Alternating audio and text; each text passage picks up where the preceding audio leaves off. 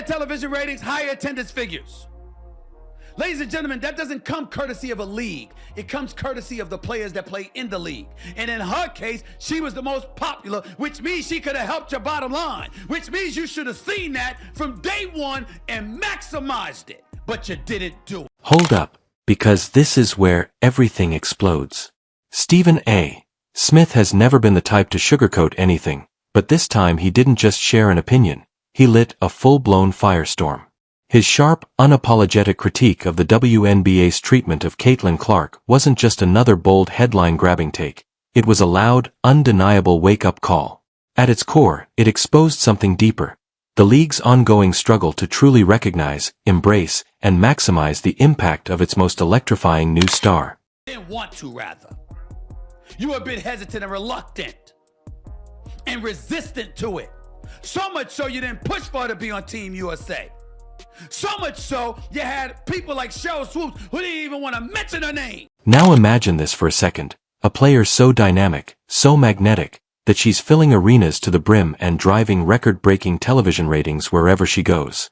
Caitlin Clark isn't just a standout athlete. She's a phenomenon, a once-in-a-generation talent with the power to take women's basketball to heights we've never seen before. And yet, instead of fully capitalizing on her meteoric rise, the WNBA's response has felt strangely underwhelming. That disconnect has left fans everywhere asking the same uncomfortable question: does this league even understand the opportunity sitting right in front of it?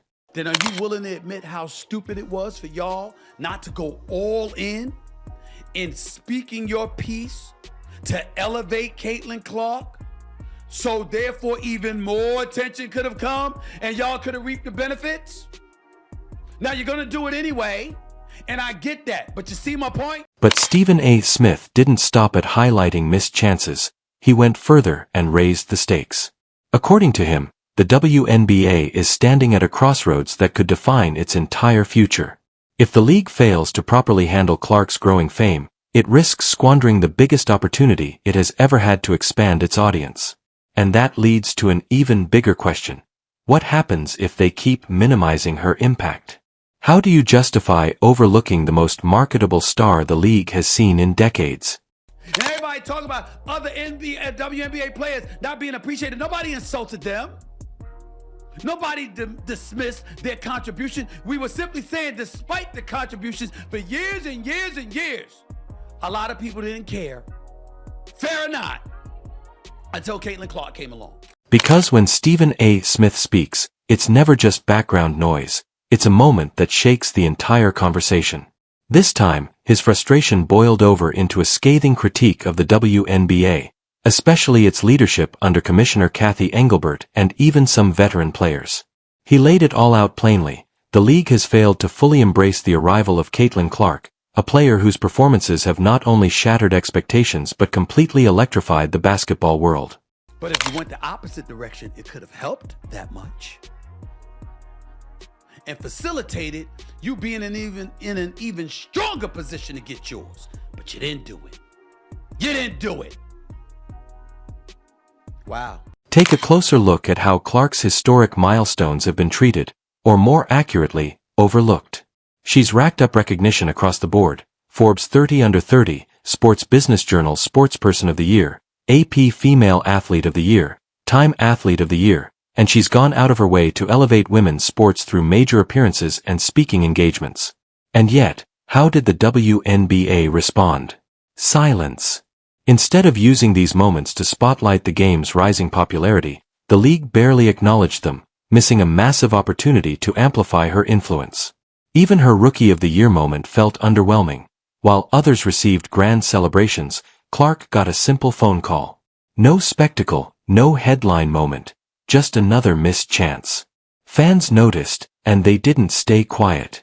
Clark has brought more new eyes to the WNBA than anyone in years, yet the league still seems hesitant to give her the spotlight she's clearly earned. They decided that they were going to let her know she was Rookie of the Year with a phone call in Connecticut during a practice before a playoff game. You can't make this up. So now the big question hangs in the air. Why?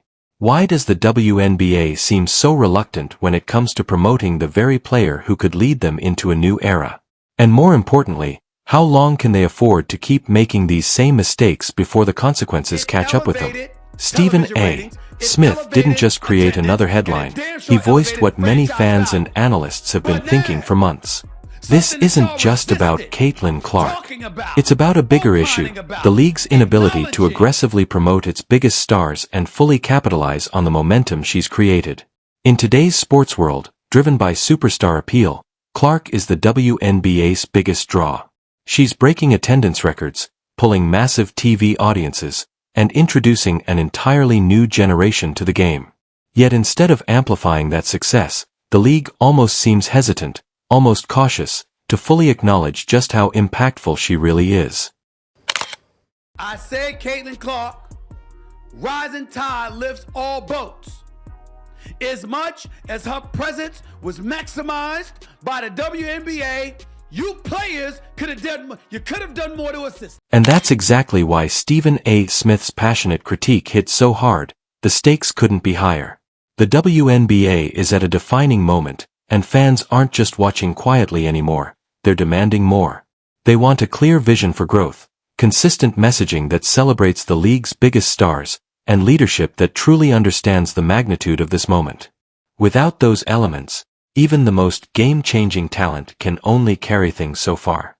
So what happens if the league keeps fumbling these opportunities? The risk isn't just missing out, it's stagnation at the worst possible time. Smith wasn't just criticizing, he was putting the league on notice. Caitlin Clark isn't just a rising player, she represents the future of women's basketball.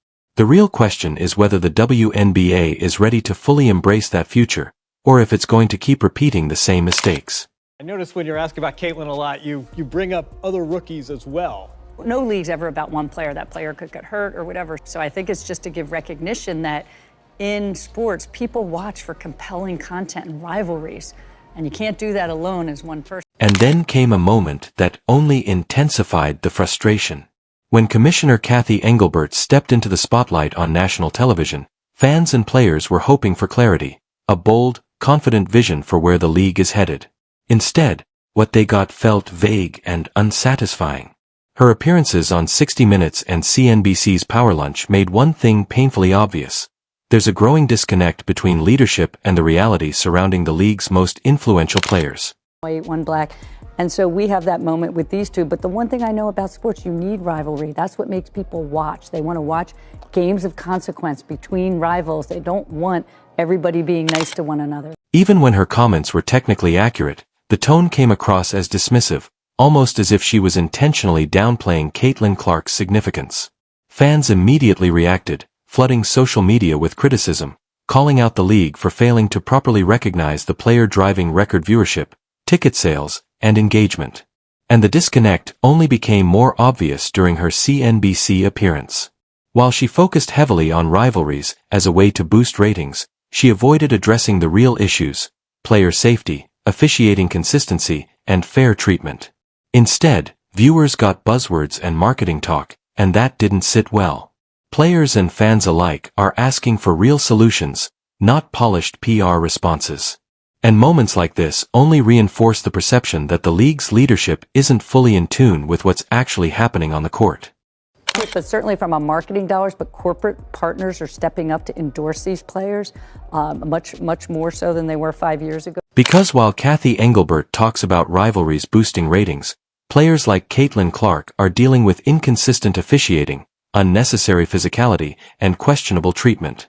Fans aren't interested in scripted drama. They want fairness, professionalism, and a league that protects its players. If those fundamentals aren't addressed, the WNBA risks pushing away the very audience Clark has worked so hard to bring in. Caitlin Clark gets hit with a technical.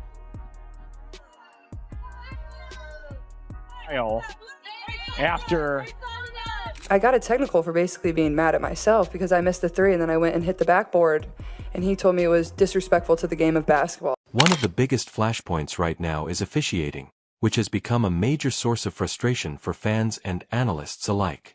The way games are called swings wildly, sometimes overly strict, other times frustratingly lenient, making it nearly impossible for players to adjust. And for someone like Caitlin Clark, whose style depends on attacking and pushing the pace, that inconsistency makes her an even bigger target. This isn't just about bad calls, it's about player safety.